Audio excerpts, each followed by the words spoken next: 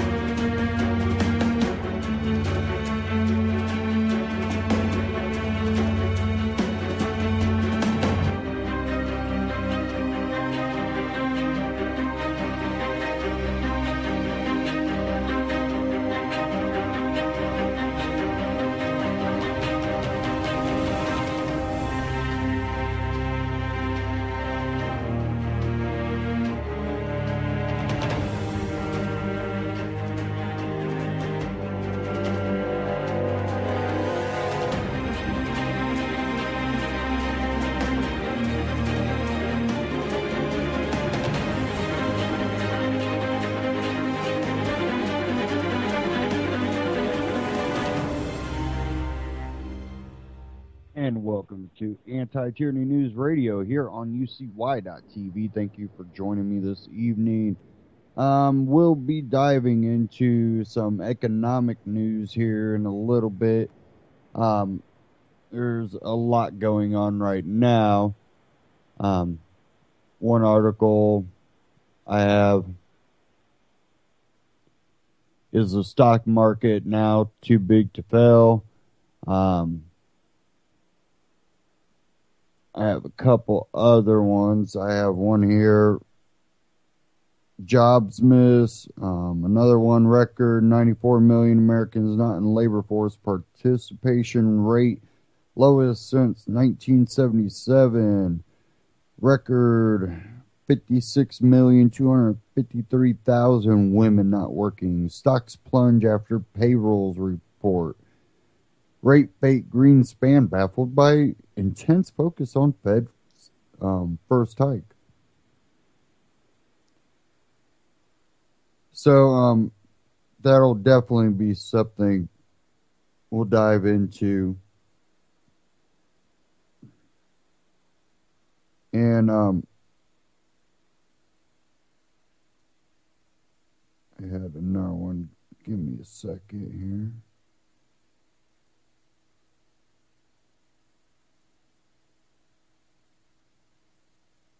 So let me find it now.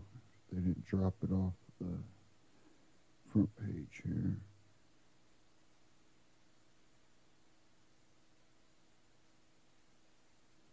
Okay. Something that's been kind of in the news, this clerk that has been denying marriage certificates for gays. This one was jailed for refusing marriage license. Kentucky, U.S. Today, Kentucky clerk jailed for refusing to issue marriage license. Says here, a Kentucky county clerk was found in contempt of court Thursday for her refusal to issue marriage license in the wake of the Supreme Court decision to allow gays to wed. U.S. District Court Judge David Bunning sent Rowan County Kim Davis to jail until she complies. More than 100 protesters gathered outside the courthouse to bolster both sides of the debate. Demonstrators lined the streets waving their signs, either with the religious message or calls for marriage equality. One man stood in the crowd shouting over a microphone, "If we want to live like Sodom and Gomorrah, God will punish us like Sodom and Gomorrah." He said, where in Genesis 19:23 through 26, God rained burning sulfur on the land. of the two cities, destroying all who live there. All 300 seats in the courtroom filled quickly, and those inside are not allowed to have cell phone access until the hearing is over.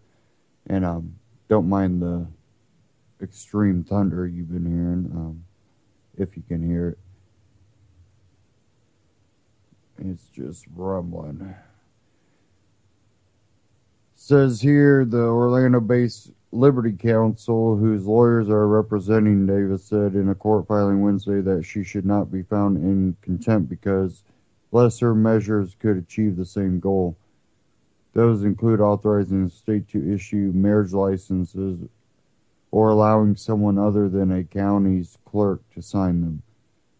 Rowan County Clerk Kim Davis listened to a customer September 1st. Oh, it's in a picture. Ashley Hogue, a secretary from Ashland, held a sign outside the courthouse that read, "Kim Davis does not speak for my religious beliefs."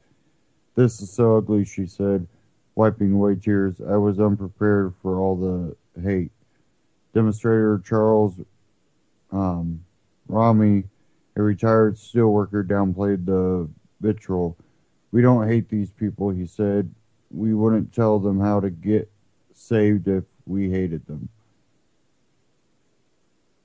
Davis, who calls herself an apostolic Christian, has said she cannot issue license to same-sex couples because it conflicts with her religious beliefs. "I have no animosity towards anyone and harbor no ill will," she said in a previous statement through her lawyers. "To me, this has never been a gay or lesbian issue. It's about marriage and God's Word." And I'm going to stop there in that article, USA Today.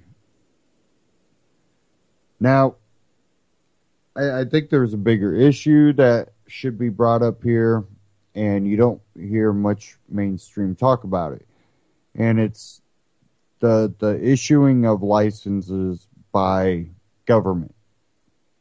Now, if government wants to say, well, you should have a license, well, then churches can apply for, file paperwork saying that they're going to give licenses.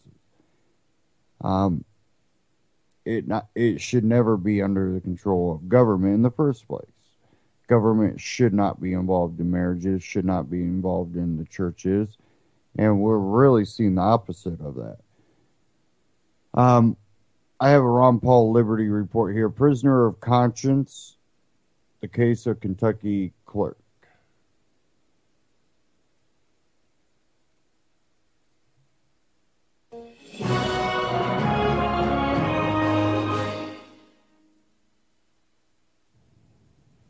Hello, everybody, and thank you for tuning in to the Liberty Report.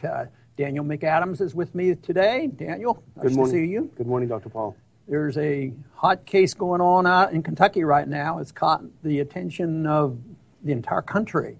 It has to do with a clerk who will not issue licenses for gay marriages. And she's in a lot of trouble, and she claims it's her religious belief that she should not do this. And now it looks like she's in prison by a federal judge for an indefinite period of time because the law doesn't, explicitly say what the penalty is, and she didn't have her day in court. This sounds a little bit outrageous, as important as the issue may be. This penalty seems to be the issue itself, or should be the issue itself. How can a judge do this? And they haven't really concentrated a whole lot on the extremism of our federal judicial system.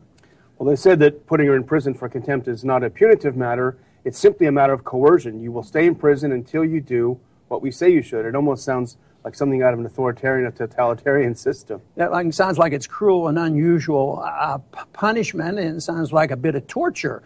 I think many people would feel like if they're put in a cell, in a cage, never knowing what the future will bring, that would be torturous. That could be pretty bad. No, it's not pulling out your fingernails, but it can be pretty devastating. But the whole issue here is, this whole idea of the court deciding on the states how they should run their licensing for marriage. And it's all stemmed from that. And with their infinite wisdom, they've decided that they will instruct in minute detail exactly what people can do at the state level. So I happen to see that as a major problem right there. The problem is people that agree with the decision are happy with what the court said. The people who disagree with it are ready to defy. And nobody's really talking about the larger issue that you bring up, which is what is the role of the courts in our society, in our constitutional republic? Well, it's really the role of the federal government in our system. And, of course, the federal government is totally out of control. This case certainly ignores the fact of the relationship between the federal government. But I see this as a problem somewhat like I've used the analogy about a school system. See, I don't think there's an easy answer for this because I don't think, as a libertarian, I don't believe in any prohibitions or coercions. To me, this is on the side of coercion, telling people what they must do. But if there was an absolute prohibition against the association of gay people, that would be very, very bad too. Mm. So to me, it's somewhat like, how do you solve the problem of a school district that has to decide what kind of books to read? And once you get the government involved in deciding what kind of books you can read, I mean, there's going to be a lot of different opinions. How are you going to satisfy everybody? How are you going to satisfy the socialists and the free market people in teaching economics? So I think once government gets involved, it's a can of worms what they really open. Yeah, and the issue really is the idea of religious belief as an exemption, a basis of exemption for carrying out the law. And I don't think this is a religious issue. I mean, it's motivating the lady for not wanting to do this, but it has a lot to do with our legal system and what rights are and what people can do or can't do.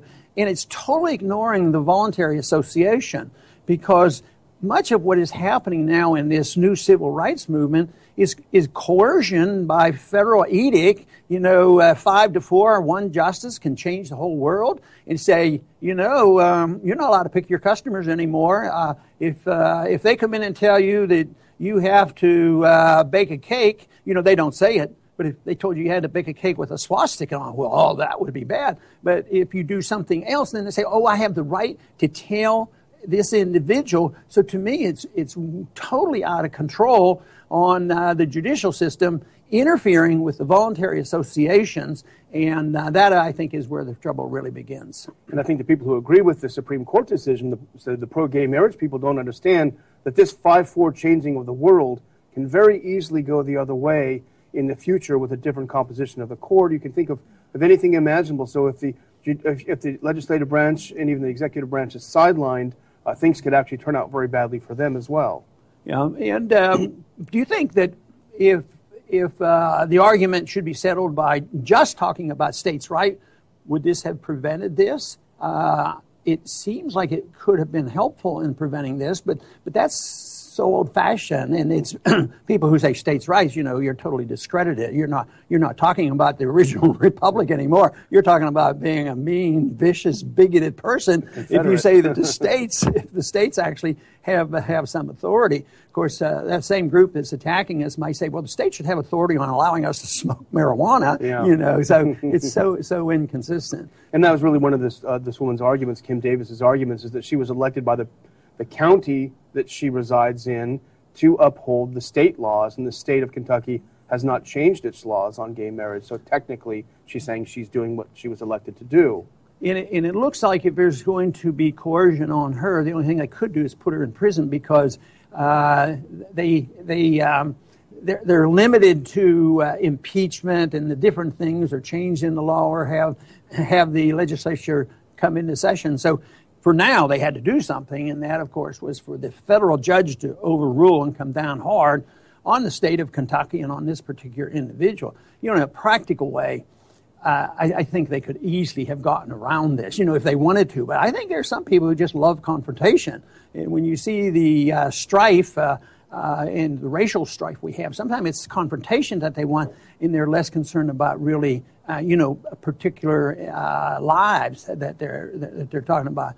And I think the confrontation could have been avoided, even under these circumstances, and just said, well, the office is right here, but email this office down the street or over the next county or something like that. It could have easily been adjusted, but there is no desire. It's almost like in-your-face stuff. But there are people on both sides of this argument, people who are religious, would almost like to have a theocracy, and they're in their face with some of their arguments too. But those who are arguing this aren't looking for a balanced solution, even though I happen to believe there are ways that we could avoid this. Well, there are only 3 of the 120 Kentucky County clerks that have resisted, so clearly there were plenty of other options. And our friend Lou Rockwell wrote about it as a kind of Jacobinism, that this woman has to be made an example of. She has to go to the guillotine for this. But well, symbolically, she's suffering. There's no doubt about it. But you have a solution to all this problem. We wouldn't even be talking about this if they'd followed your solution. Yes, as a matter of fact, I wrote about this in Liberty Defined in my book, and the best thing is to get the government out of the way. When we lived in a more tolerant world, we solved these problems locally, like the book issue at the local level in schools. Yeah, imperfectly because it was government, and that local community sort of dictated what kind of books there were. But now we live in a confrontational society, and everybody expects the government to take care of them, and we're broke, and it's an economic issue. Matter of fact, this is even an economic issue. So it's back and forth. So we don't come up with reasonable solutions under imperfect circumstances. But if we wanted to avoid this, even in public schools, one way, we don't have this argument when they come to my homeschooling group or when you go to a private school. You can go to a Catholic, Protestant, or secular school. You don't go in there and argue about the books. But as soon as the state does it, then there's this argument. So the state really shouldn't be involved.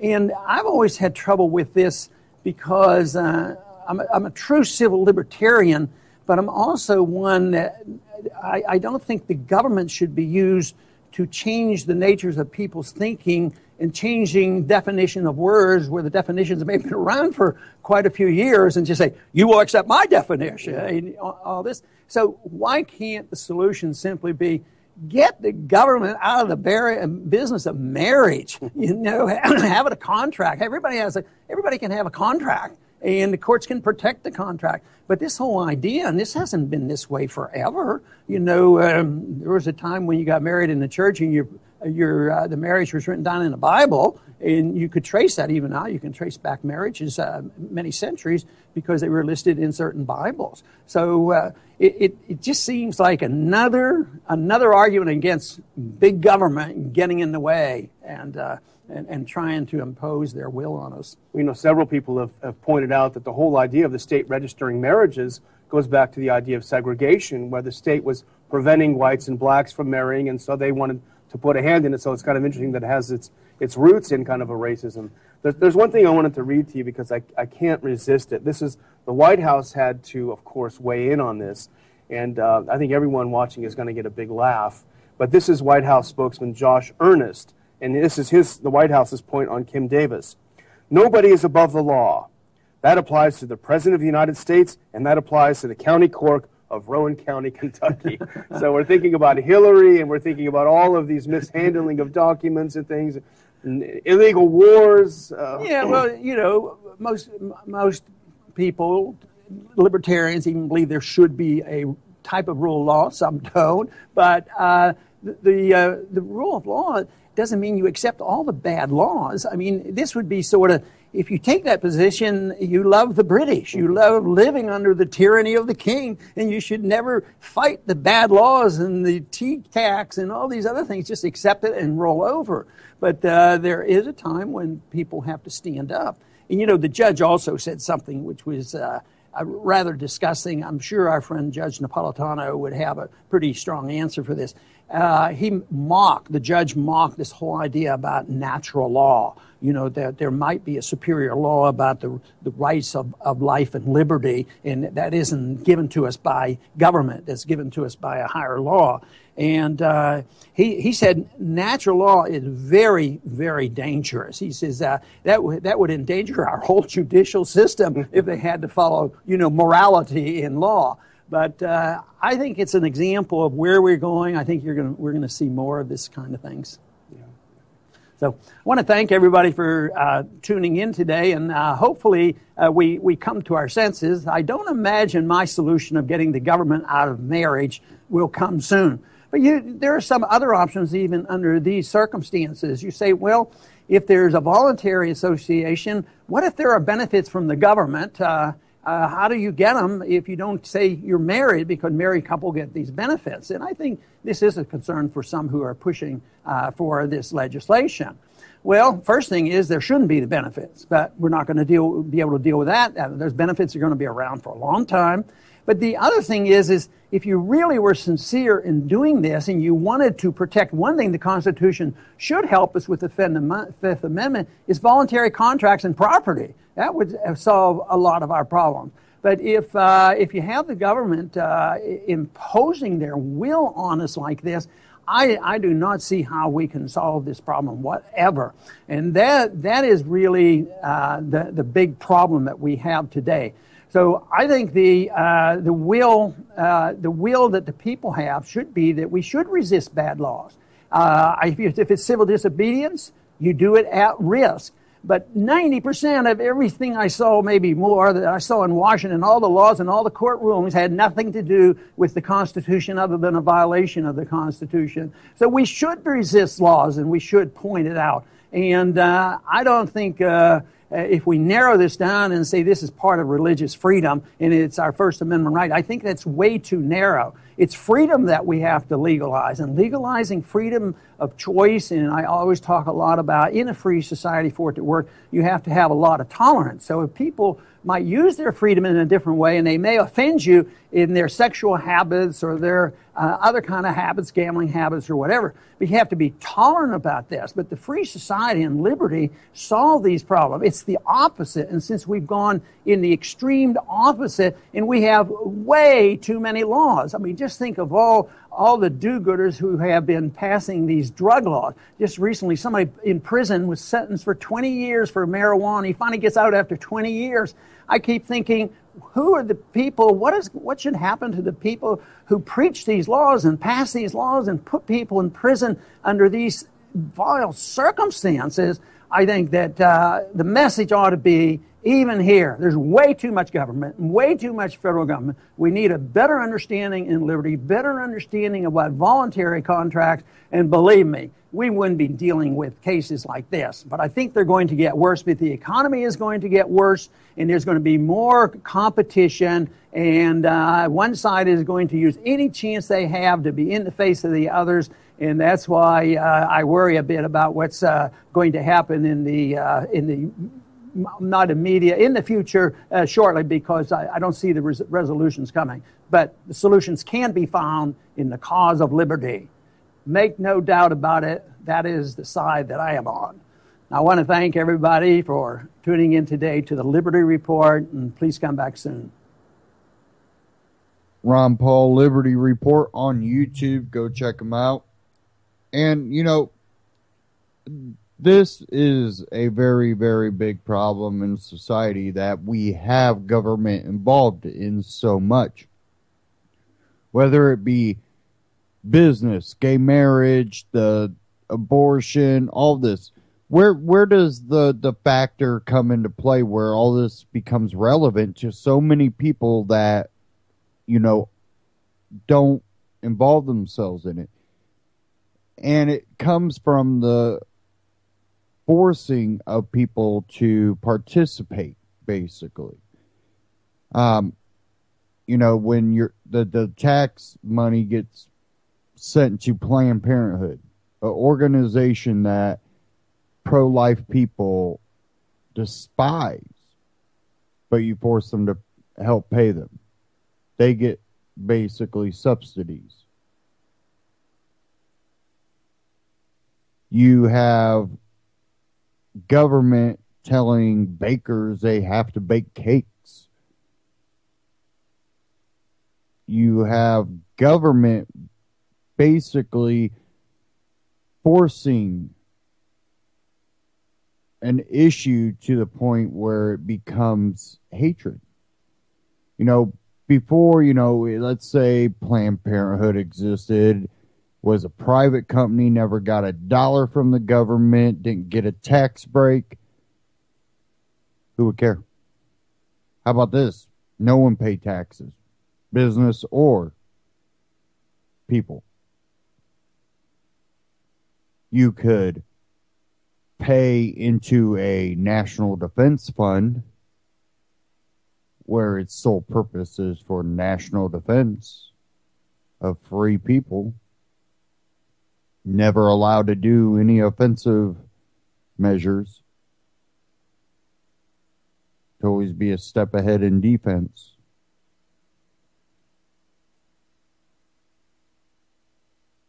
People wouldn't care what other people did so much.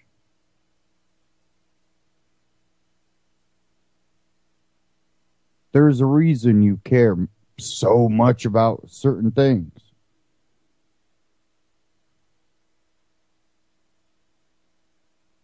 Because you're forced to be involved in it. And like Ron Paul said, just the main issue here is, government is involved in too much crap. It does not endorse freedom. It does the opposite. And then you look at the economy. Let me bring up some of these articles.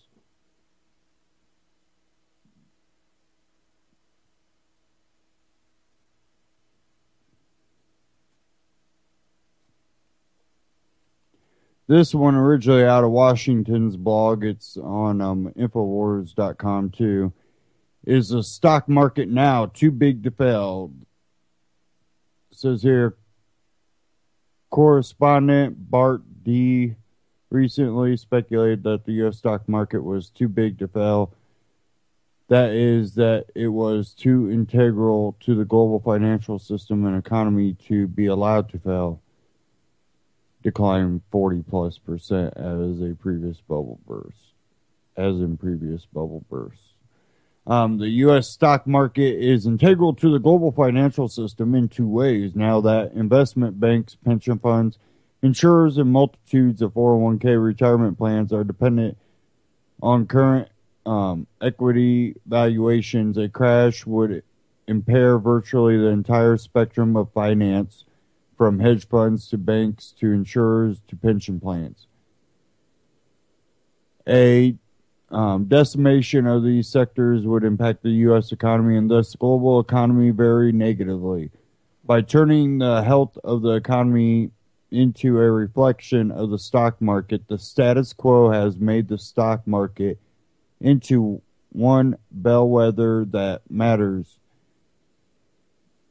In effect, the stock market is now integral to the economy as a measure of sentiment and evidence that all is well with the economy as a whole.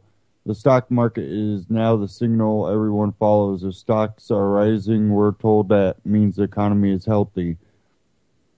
Conversely, if stocks decline sharply, the implication is the economy is weak. Now, many of us don't believe that. We've never believed it. We've always said the stock market does not reflect the economy.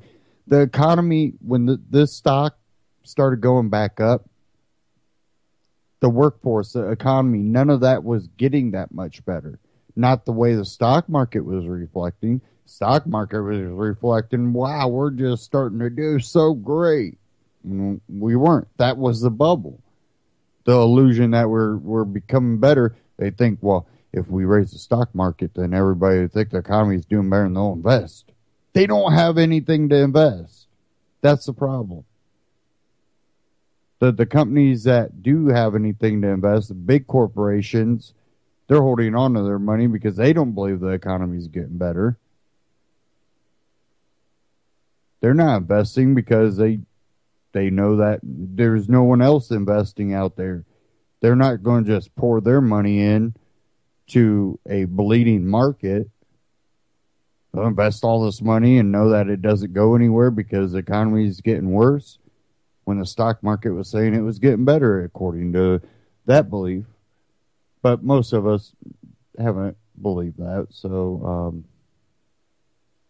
it's pretty big words there. In other words, it's just not valuations that make stocks integral to the economy. And status quo of the market seemingly is now the key to sentiment. And economics, Michael Spence's work, the information available to participants is as metric. Roughly speaking, those on the inside have better information than those on the outside. The stock market addresses this asymmetry by signaling what's really going on via price. Sorry, this browser's kind of freezing up here. If the market sell off, that tells even those with little other information that all is not well in the economy. A rising market sends the opposite signal, everything's going well. I think a rising market sends the signal to unaware people that will go out there and spend dollars thinking their job's going to be fine tomorrow, not knowing the truth. So it kind of bleeds off the upper middle class that's doing pretty well. It helps bleed their dollars off because then they're willing to spend the money.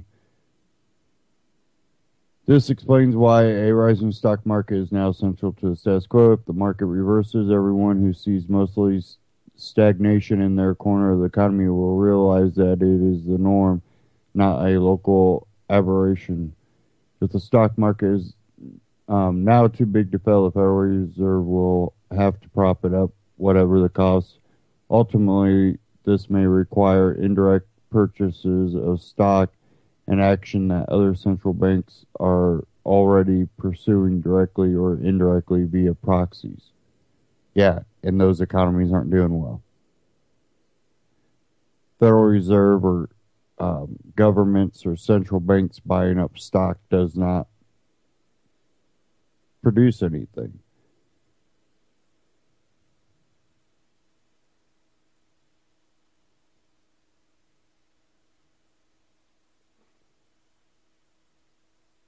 I have another article here.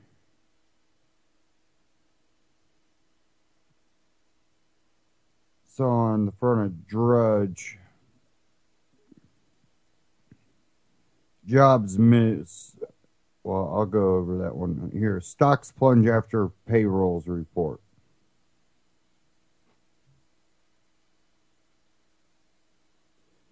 Stocks drop about 3% per week. China Fed eyed. And this is out of CNBC.com. U.S. stocks closed more than 1% lower Friday ahead of a long weekend as uncertainty about the timing of a rate hike and Chinese economic growth continued to weigh. The major averages ended off session lows, but still log losses of about 3% or more for the week. You've got a buyer's strike and a lot of buyers anxious to get out ahead of a long weekend, ahead of pent-up news out of China, said Art Hogan, chief market strategist for Wunderlich Securities. Mainland Chinese stock markets reopened Monday after a 4-day weekend and ahead of several regional reports on trade and inflation due next week. U.S. stock markets are closed Monday for Labor Day holiday. I think it's a combination of continued jitters overseas, said Bill Stone, chief investment strategist at PNC Asset Management. China was closed, but Japan wasn't. That and Europe set us off on a bad start. European stocks extended losses to close more than 2% lower following the employment report. Mainland Chinese stocks were closed for a second straight day for a public holiday. The Nike closed down 2.15%. The Hang Seng declined 0.4%. Stone noted the jobs report is also probably not enough to settle the riddle on when the Fed will move. PNC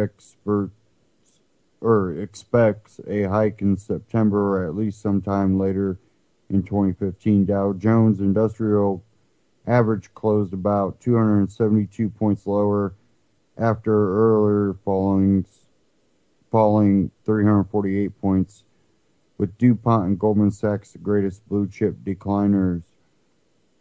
Materials and financials lost more than 1.5% to lead all 10 S&P 500 sectors lower.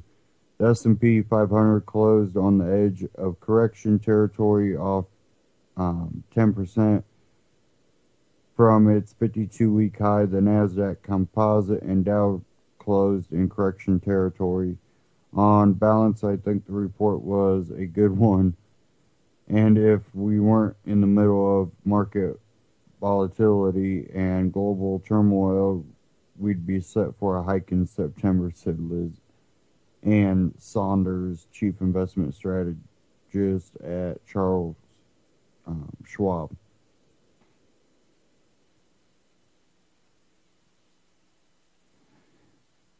You look at our market, anything that they talk about in stocks going up, and you can read the rest of that at CNBC. But you look at this, and they really just don't want to look at the full picture about every time this is happening, we're losing more jobs and we don't regain them. When they say, oh, we got gains in jobs, you don't hear the big picture all the time. You don't hear how many of those jobs are just part-time jobs. You don't hear how many of those jobs are going to be seasonal jobs. They'll just tell you as a broad picture that jobs are up. We've employed this many more people. Don't talk about the ones that are lost. When they finally do go into detail, most people aren't listening anymore. And they do that for a reason. We know they do that for a reason. Mainstream media likes to do that. Definitely when they push a lot of BS and then come back, a week later and go, we got that wrong. But in other news, a cat fell out of a tree.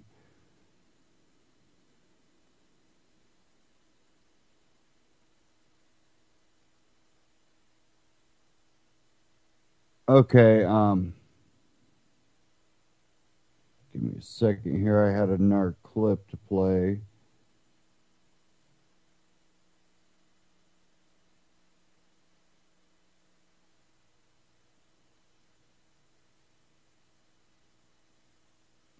If it will play.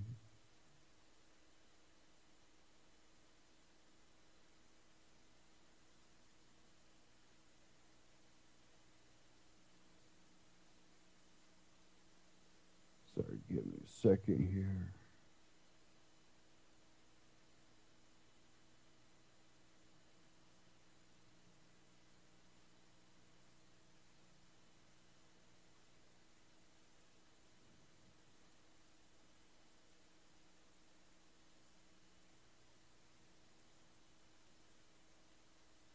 Okay, I don't seem to want to go, so we'll skip that.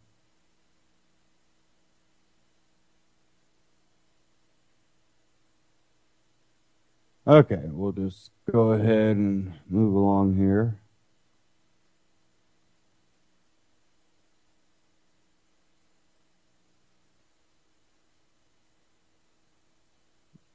Let's get into some politics here.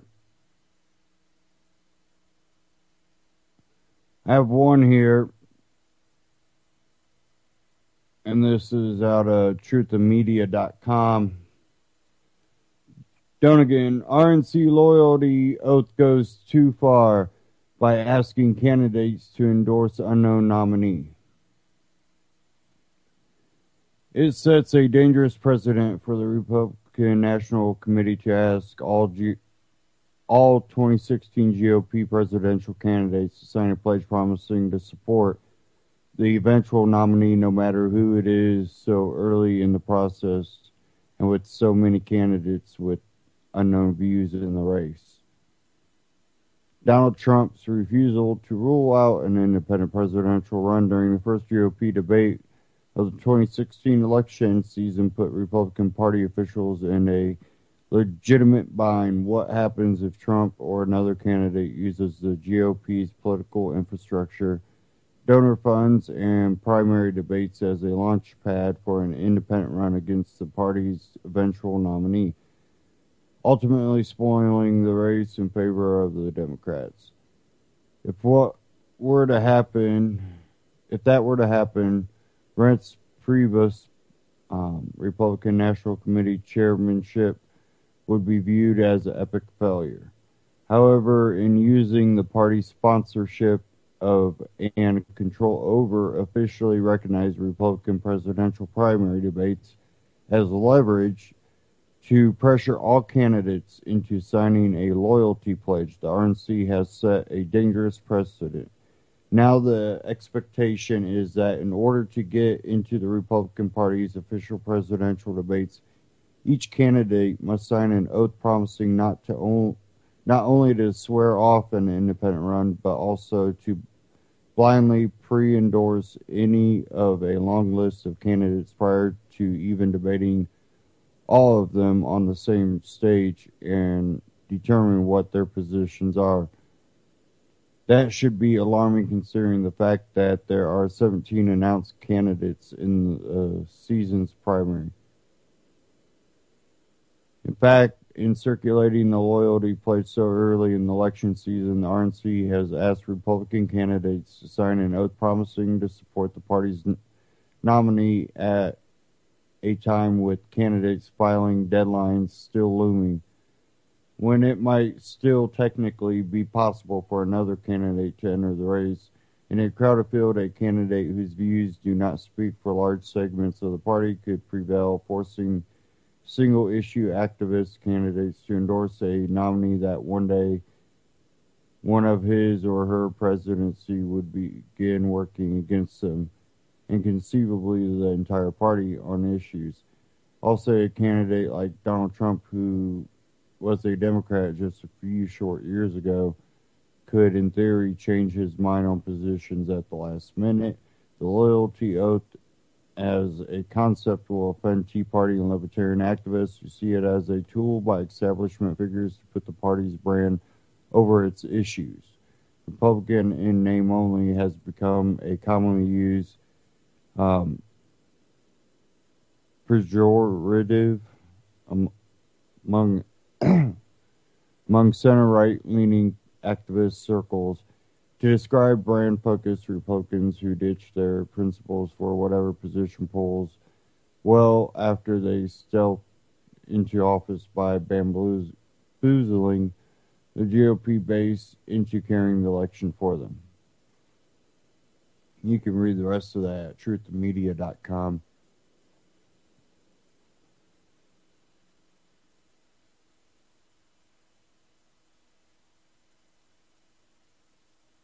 Give me a second here. Pull up this article.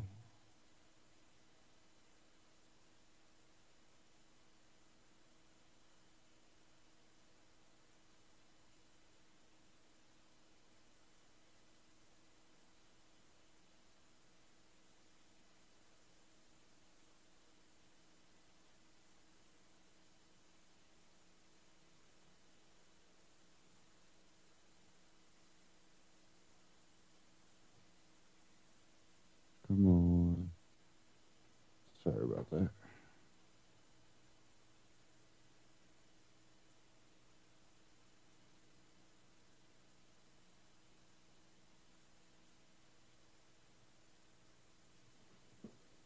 I had an article here, but it does not want to pop up.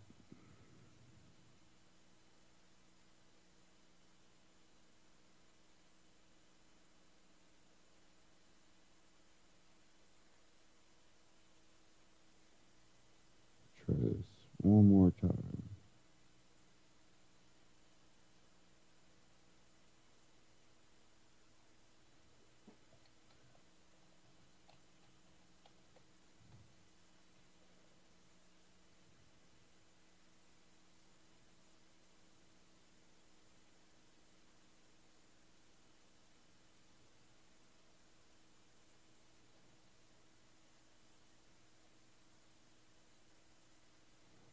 Okay, I have one here.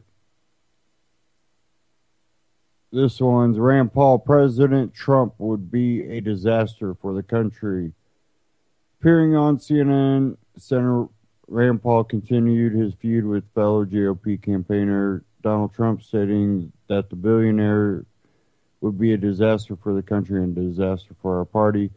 I don't think you want a nominee who offends whole areas of the public, whole ethnic groups, Paul said, referring to Trump's comments about most immigrants from Mexico being rapists and criminals as painting with a broad brush and crazy talk. I think most people who immigrated to this country are assets to our communities and came here seeking the American dream the same way my ancestors did, Paul said. Trump hit back at Paul by suggesting that he should be cut from the upcoming GOP debates because there are too many candidates. And I'm going to play that short clip here from CNN. This is CNN Breaking News.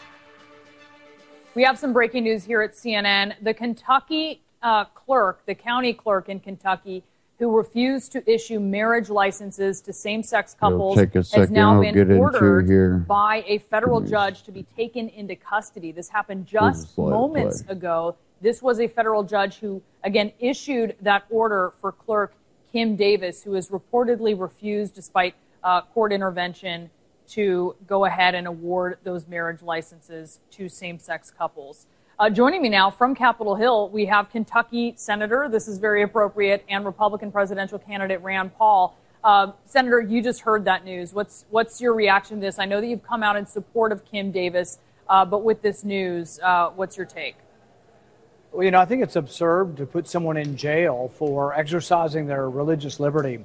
If you want to convince people that same-sex marriage is something that's acceptable, I would say try to persuade people. But, if we're going to use the federal government and we're going to get involved in every state, locality, what's going to happen? It's going to harden people's resolve on this issue. There'll be no open-mindedness on this. And I think it's a real mistake to be doing this. I think what's going to happen as a result of this is states and locality are just going to opt out of the marriage business completely. Her heartfelt religious conviction is that this isn't kind of marriage that she approves of. My understanding is that she will file a contract. If two adults have a contract, she'll file it. She just doesn't want to have a signature, her signature on it, showing her approval. I see no reason why there couldn't be a compromise where we couldn't have a notary of the republic, a notary of the public, certify the contract, and she simply files it. My understanding is she will do that she doesn't want to give her imprimatur to a type of marriage that she objects to. And this is really the problem when, from on high, from the federal level, we decide to get involved with a situation that has always, throughout the history of our country, been a local issue. What do you think about Carly Fiorina's take on this? She has said, like you, that she respects Miss Davis's beliefs, her religious beliefs, but she also says she's a government employee and she should be executing the will of the government, and if she doesn't want to do that, then she should get a new job. Well, I think one thing we haven't debated enough is what actually is the law. Is the law that every county clerk in Kentucky has to sign a marriage certificate? Is a notary of the public, is that sufficient? Is the clerk's job to execute and to file contracts, or is it to sign their approval? I think there's a lot of different ways around this that don't lead to conflict, that lead to more time when people can try to persuade others of their opinion on what marriage should be. But I think this is a real mistake. And even those on the other side of the issue, those who want to support a new definition for marriage, I think it sets their movement back because it's seen as that the federal government's going to come in with bully force and here even with police power and incarcerate people who disagree or who still believe in the traditional notion of marriage. So I think this is a huge mistake, and it's a step back even for those who do want to redefine marriage. I want to talk to you about something that you said this week about heroin addiction. Here's what you said. We have a lot of problems, and people always come up to me and say, we got heroin problems and all these other problems. You know what? If you work all day long, you don't have time to do heroin. All right. Well, that joke received by the crowd there, but this morning on CNN's New Day, your opponent, New Jersey Governor Chris Christie, said it was insulting, and he said that it's not facing the reality that addiction is a disease. What's your reaction to that? Yeah, the problem with short clips is it didn't carry the whole discussion, and I discussed at least 10 times in New Hampshire this weekend that I do believe we should treat the addiction, and we shouldn't really treat it as an incarceration problem. I'm not for locking up drug addicts. I am for rehabilitation. I'm also a lead co-sponsor of a bill with Senator Markey that would allow doctors who treat drug addicts to see more patients. Currently, there's a bizarre federal law that limits how many people who are addicted can be seen by one doctor. My bill would expand doctors' ability to treat addiction, but also include nurse practitioners and others who are certified in drug treatment. So, no, you pick out a snippet of me trying to be funny and you don't listen, or the inclination is that, well, this is really what my position is on drug addiction. But if you listen to more of the speech, you'll find that my position is I think we should save money on incarceration and actually spend it on drug rehabilitation. All right, and Senator, as you know, this pledge, the loyalty pledge, this is all the buzz today in politics with your field. You have called Donald Trump a fake conservative. You said this week that if Trump wins the nomination, the GOP would suffer its biggest defeat since Barry Goldwater lost to Lyndon Johnson in 1964. Have you signed the loyalty pledge? And if Donald Trump were to be the nominee, would you support him?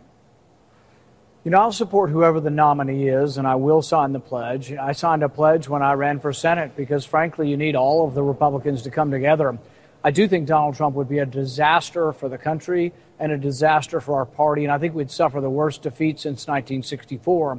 The reason is I don't think you want a nominee that offends whole areas of the public, whole ethnic groups. If you paint with a broad brush and you want to say, well, most Hispanics are drug dealers and they're rapists and murderers, well, that's crazy talk, and that offends a whole segment of our population.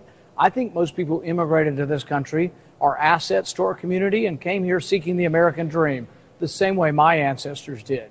Are there some people who break the law? Absolutely. And should they be treated and punished? Absolutely. But the thing is I think painting with a broad brush that all immigrants are bad people is a terrible thing to say, and it's going to be a disaster for our party. I also think Trump is a fake conservative because he's not really supported any conservative notions. He's for raising your taxes. He's been for Obamacare, and he's also been for taking private property from small property owners and giving it to him. That's why he pays so much money for politicians, is so he can get them to take people's property through eminent domain, and then he absorbs it into his casino business. So I don't think there's anything conservative about Trump. And I think ultimately when conservatives find out that he's a fake conservative, they're going to reevaluate the race.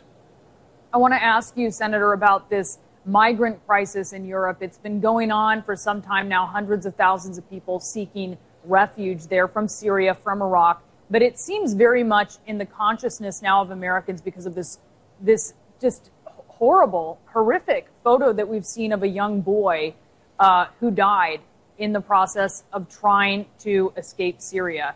What do you think about how the United States should be involved in this, and if the U.S. should take in any refugees? I don't think there are any easy answers as far as how we, stop war and stop famine around the world, and so it will probably continue to occur.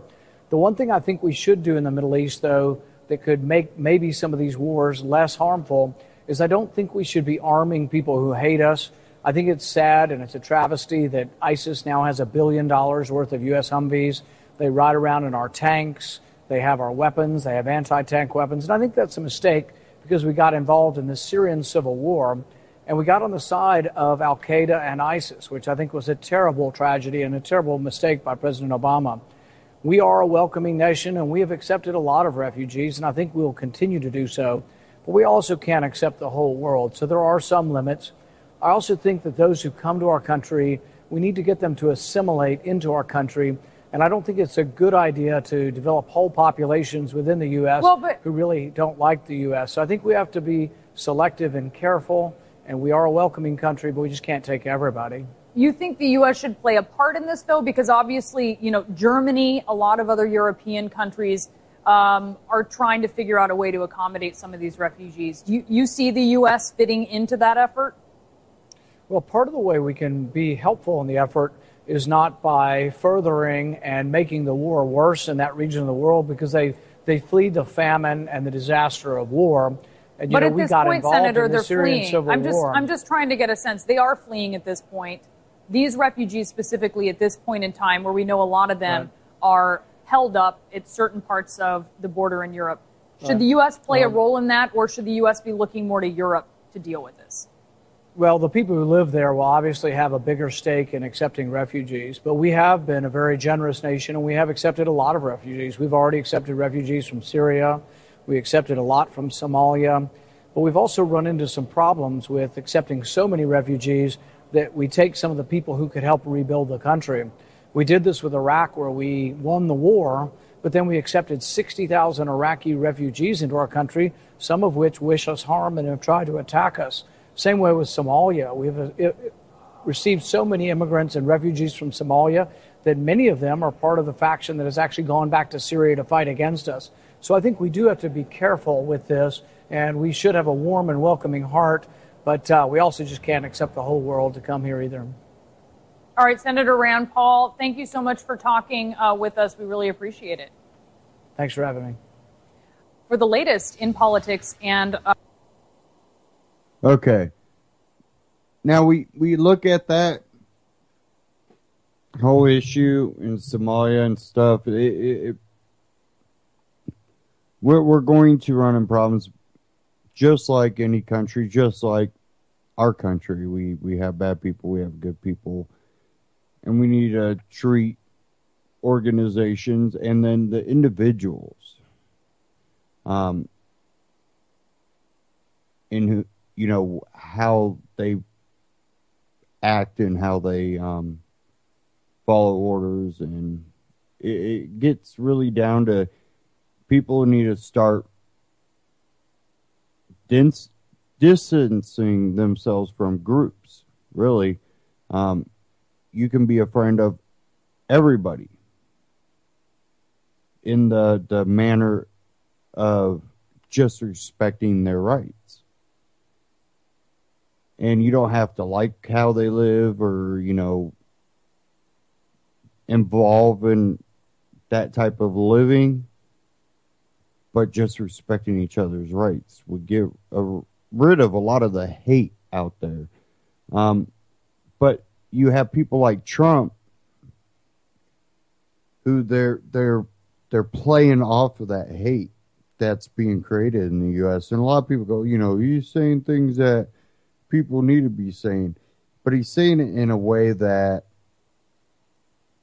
same type of rhetoric, if you really, really listen to how he speaks, just imagine him saying those same words instead of laughing all the time, saying it in an angry way. It would pretty closely match a lot of the rhetoric that Hitler used.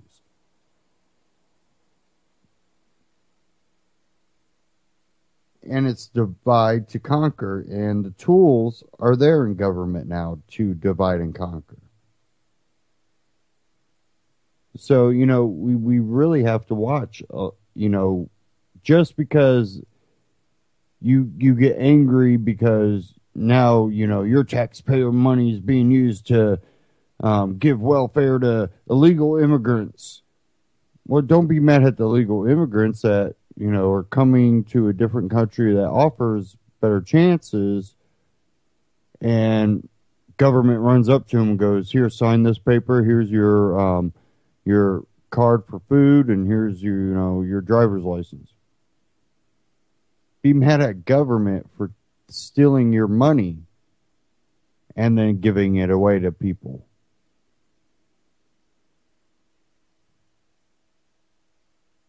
There's so much about that is what gets that hatred going, and then you have people like Trump that play off of it and benefit off of it at the same time. So they're really hypocrites.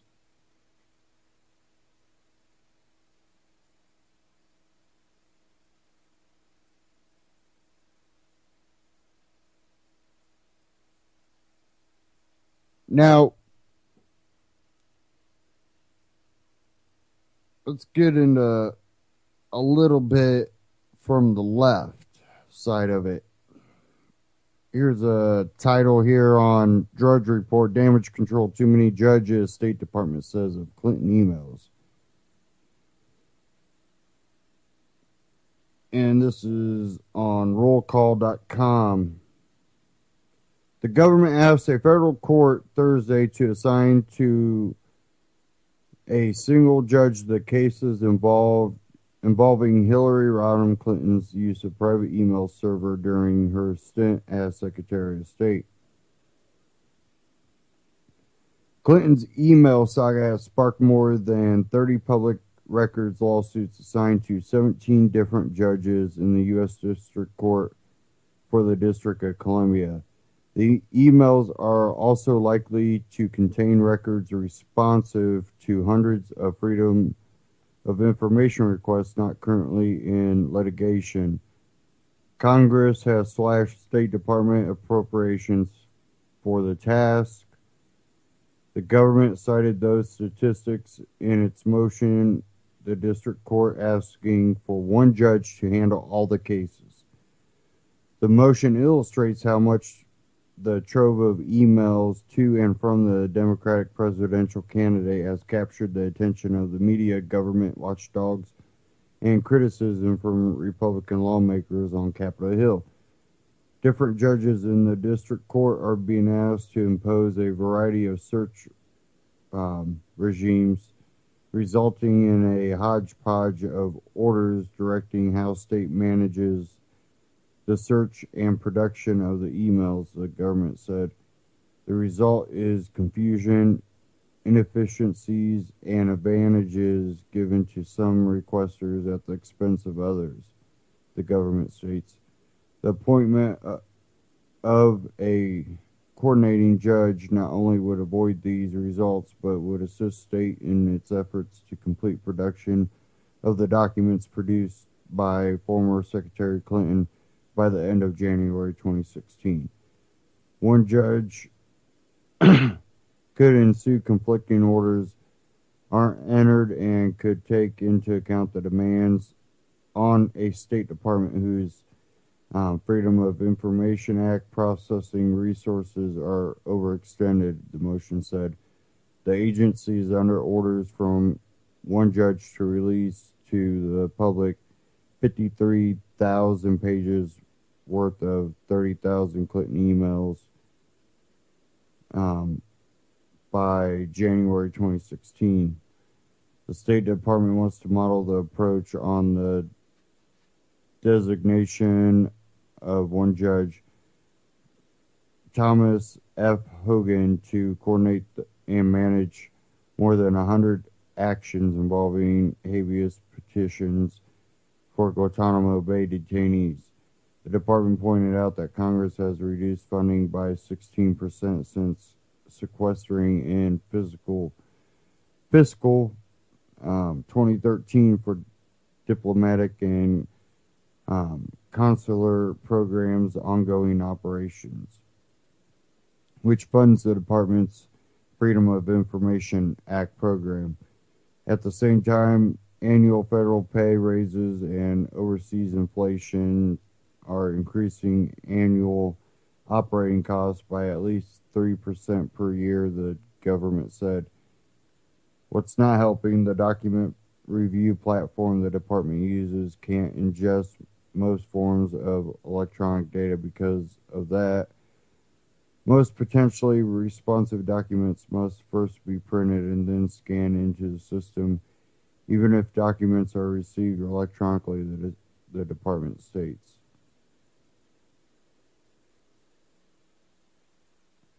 And again, that's at rollcall.com. I think there's something bigger behind it. They can't control that many judges.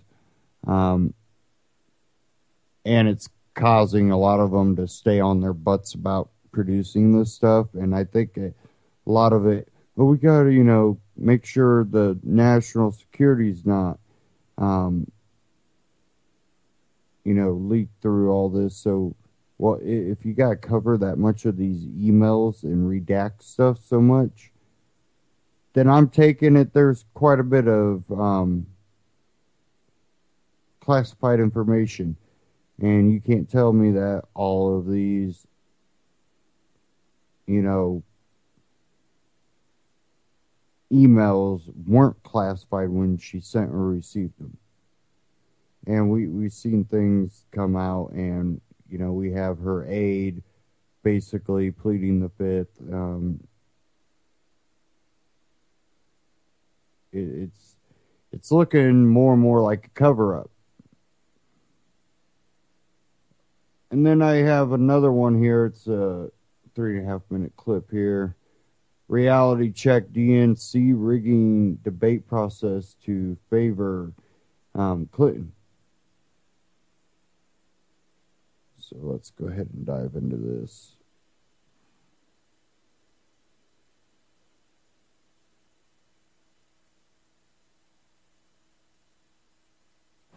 Hillary Clinton is struggling to get momentum behind her 2016 campaign. And no, I'm not just talking about the email scandal. For Clinton, there is also a huge enthusiasm gap. And now one Democratic candidate for president says the DNC is actually rigging the game for Clinton. Is it true?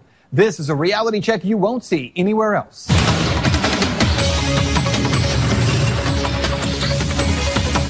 4 debates. 4 debates. 4 debates and 4 debates only, we are told, not asked before voters in our earliest states make their decision. This sort of rigged process has never been attempted before. 1 debate in Iowa? That's it? 1 debate in New Hampshire? That's all we can afford?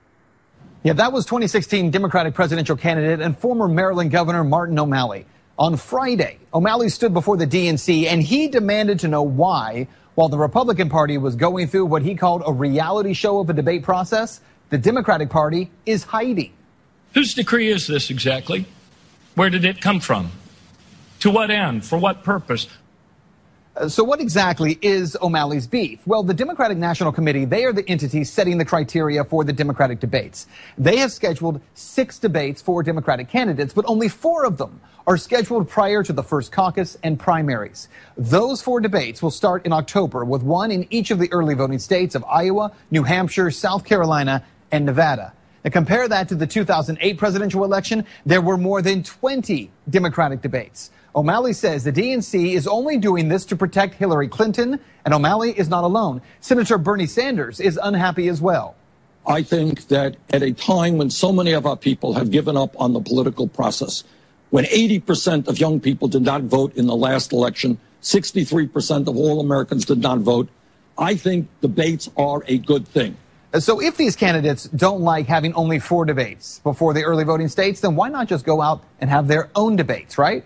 Well, that is part of the problem. See, according to this year's DNC rules, any candidate or debate sponsor wishing to participate in DNC debates must agree to participate exclusively in the DNC sanctioned process.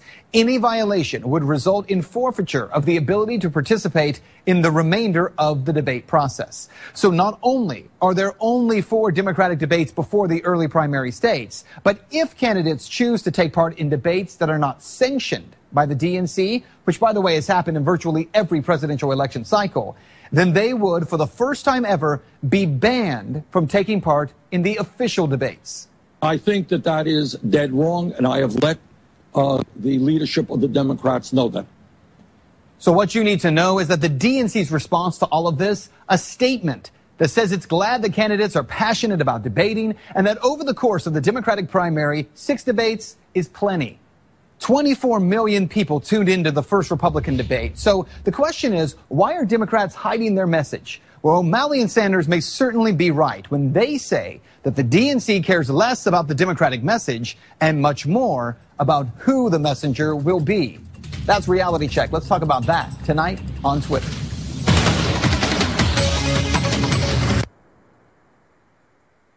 So what do you think? Is this something that is being done on purpose, or do you think that maybe even we could look at it and the Democrat Party goes, we're definitely going to lose this, even though I honestly think they would have a chance if they got behind the socialists, because a lot of the large areas of Democrats tend to be more socialist.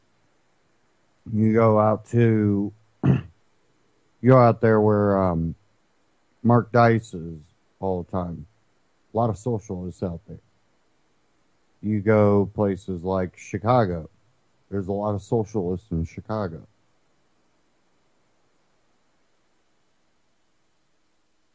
Communists. I think that if they really wanted to win, they would probably back someone like Bernie. But then they also know they can't control Bernie. I think that we are looking at something where they go, well, we could win, but we'd have to pick that guy. Therefore, we rather just tank ourselves. Hey, kind of like the 2012 election with the basically the manipulation, the rule breaking, the fake voting at the RNC, and the trashing of Ron Paul, and then giving him a nice farewell video at the end. Kicking delegates out, keeping delegates from a sector that was going to be mostly Ron Paul supporters, keeping them on a bus circling the RNC. Kind of like what the Republican Party did. They knew that really their main followers will end up going with whoever the RNC picks. But they knew that most of the Ron Paul supporters, if Ron Paul didn't get the nomination, would probably go Libertarian Party or not vote at all. They knew that. They knew that straight out.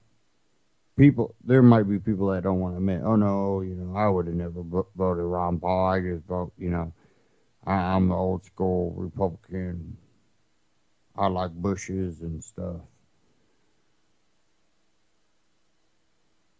Those people would end up voting Ron Paul just because he was a Republican nominee, because that's how they are. And there's Democrats like that too, where if they would go and get Bernie Sanders, the hard leftist that's not controllable, they probably could give the Republicans a run for their money. But they won't do that. And so it's probably a mix between not wanting to give them too much spotlight and willing to torpedo their election season. So, I think there's two things going on there.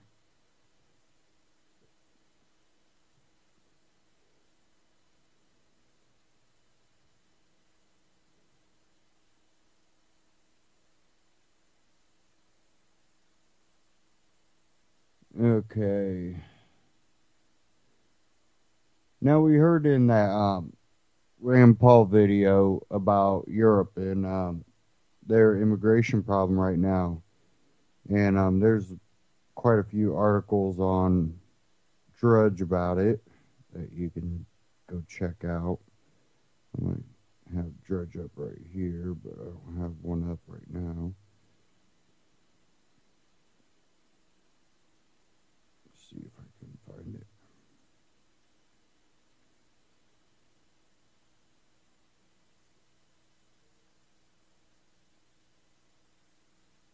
Might have to go a little bit farther down here.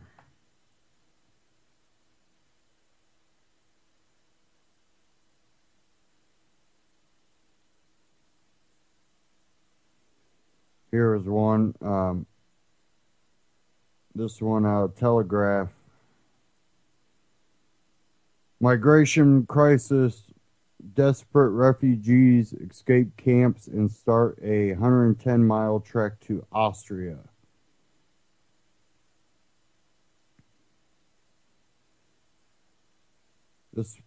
Hold on. Let me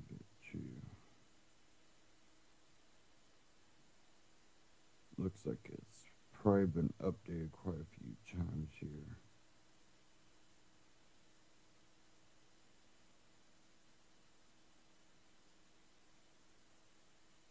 Says here, Peter Foster has been speaking to those marching from Keleti railway station towards Austria, which is 110 miles away. Why do they treat us like dogs, like animals? No other country does this, said 18-year-old Salah Zuabi, a Syrian student who left the southern town of Dara 2 years ago for Egypt before crossing to Greece by boat and then land to Hungary.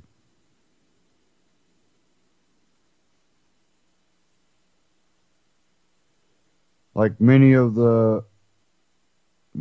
the march from Keleti rail station, Mr. Zuabi had paid 125 euros for a railway ticket to Austria, but had been unable to use it after the Hungarian authorities shut the international train lines in a bid to draw a line under the mass migration of recent months, which has seen 160,000 migrants enter Hungary this year.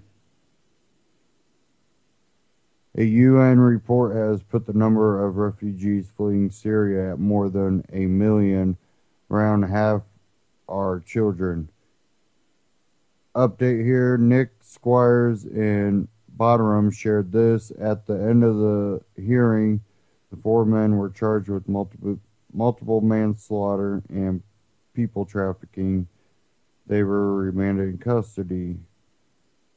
And that was after 4 Syrians formerly charged in Turkey over boat deaths. A prosecutor has charged 4 Syrian individuals over deaths of at least 12 people, including 3-year-old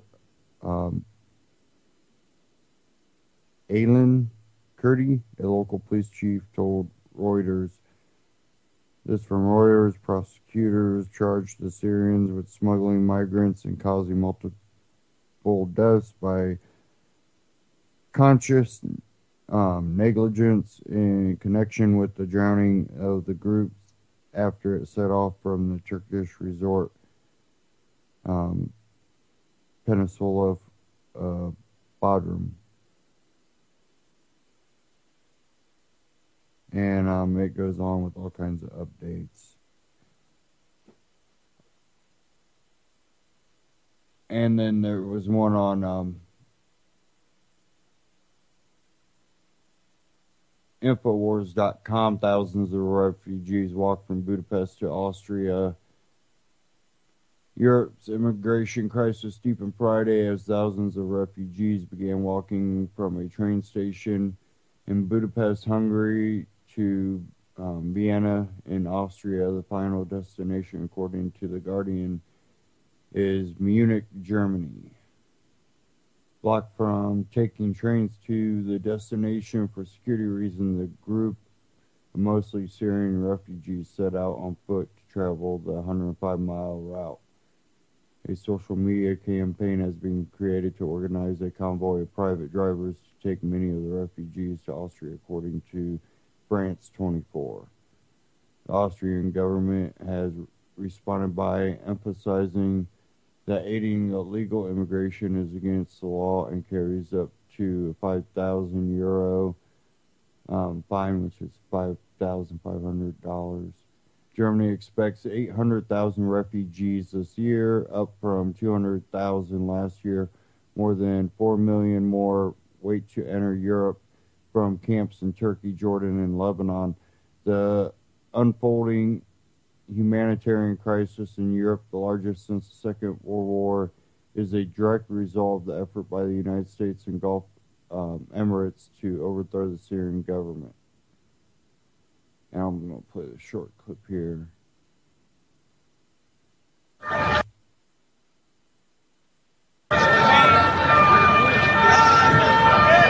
Frustrations with refugees at Keleti train station in downtown Budapest, Hungary have boiled over today, with thousands of refugees taking to the streets to march to Vienna, Germany. There's mixed reports. I don't it's hard to say whether people actually know where they're going. There's a lot of confusion, but people have taken it upon themselves to leave the station and migrate elsewhere.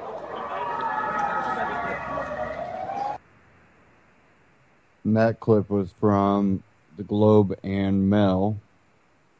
It's Canadian.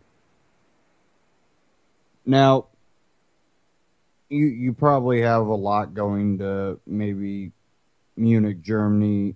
You probably also have some going, you know, our little group of refugees going, I think we should go this way because everybody's going that way, and I think we should try somewhere different. And I heard this place was nice, and you're going to have different people going different ways. You have people not knowing, you got kind of tugging different ways. But I think there's a bigger picture because we're also seeing the same type of immigration thing going on here in the U.S., and it's not being talked about as broadly, and you don't hear it being talked about as broadly by Rand Paul. And when you do hear it being talked about by Republican candidates, a lot of it's kind of more of a inciting of hate type manner. Not words directly, but a manner in which they speak about the issue. And a lot of it misses the bigger picture. And I think there's not only, I think, the war, but it seems like there's being pressure put on certain areas of the world. And it seems that they're flooding the Western world. Not just, you know, the United States or Britain or, you know, other places. They're doing it to the whole Western world. And it almost seems like it's a coordinated effort. And you look at that and you could almost see how they're hurting people into smaller areas of the world. And I mentioned this to someone. It just kind of started coming to me, and I'm like, I never really looked at it before, but it's almost like they're purging areas of the world where the only people left behind are all these militant type people. They can bomb them and just devastate that area.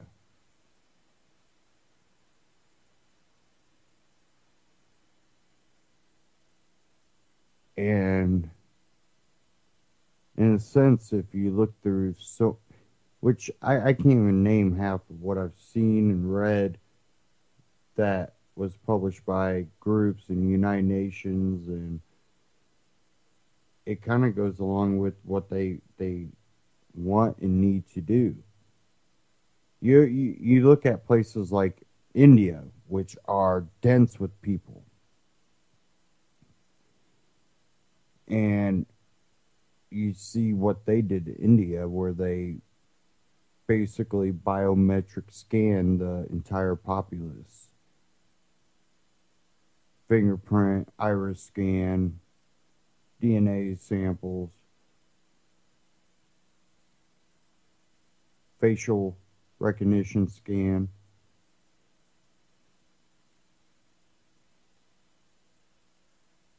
We're looking at a world that is really being completely reshaped. And I don't think we understand the full consequences of it yet. It in the long run, well, not even in the long run, we're seeing it right now. We're seeing cities working extremely hard to make these small housing metropolises. They want condos and apartments.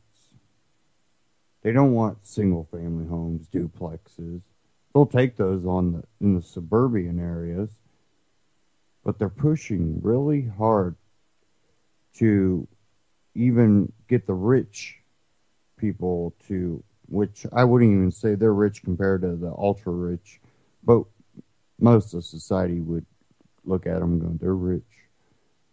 Trying to pull them into the city where they're creating these little areas with all these restrictions. That way it'll please those type of people, and then building these condos using taxpayer money to do it a lot of times, partially pay for it through subsidies and taxpayer money, and then get tax breaks on top of it, and then the private investor that only invested so much banks on it. But then they create these condos and they sell them for extraordinary amounts of money. And a lot of times it's revitalization and all this. And when you go revitalization, I'm for that. I think our city needs to clean up and, look better. And yeah, they'll do a little bit of that, where they can build these condos and then allow these outside companies to come in, and more taxpayer money is used to clean up for these businesses to be able to come in from out of state and put a business up. Well, you're benefiting. Well, yeah, after all my taxpayer money was spent on doing it, and then I have to ask permission to work for these people and make money, and a little bit of money compared to these people. That's the problem. The subsidy, again, it comes back to money's taken from you to pay for someone else's benefit.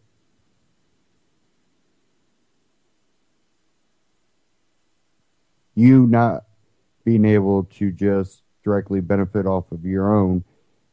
And most people that do benefit, even a lot of these people that aren't really ultra rich or nothing, but they got a good amount of money and they make a good amount of money, they invest back in their community. They do things to, help, but they're also robbed of money. And then when it's used to benefit others that, shouldn't be benefiting off of other people's cash, definitely when you have these ultra rich come in and benefit through subsidies and taxpayer money, helping to develop areas, and it becomes an issue.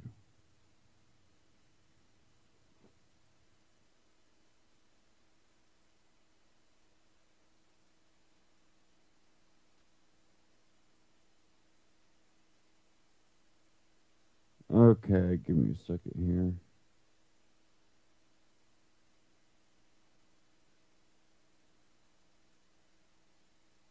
Now, with all this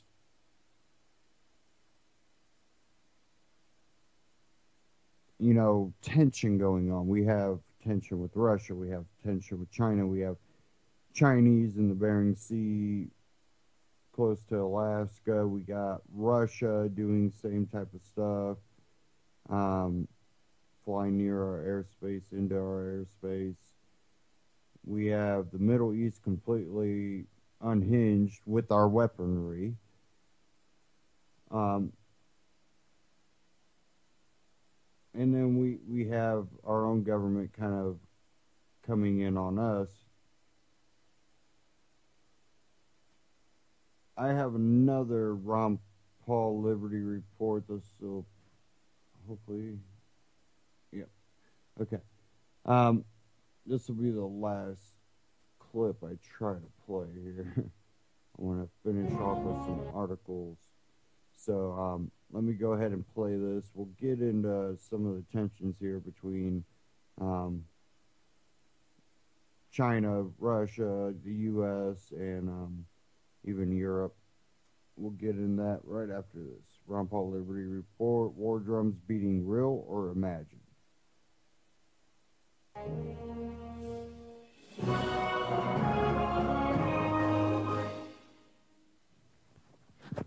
Hello, everybody, and thank you for tuning in to the Liberty Report. Daniel McAdams is with me today, and it's good to see you, Daniel. Good to see you, Dr. Paul. Good morning.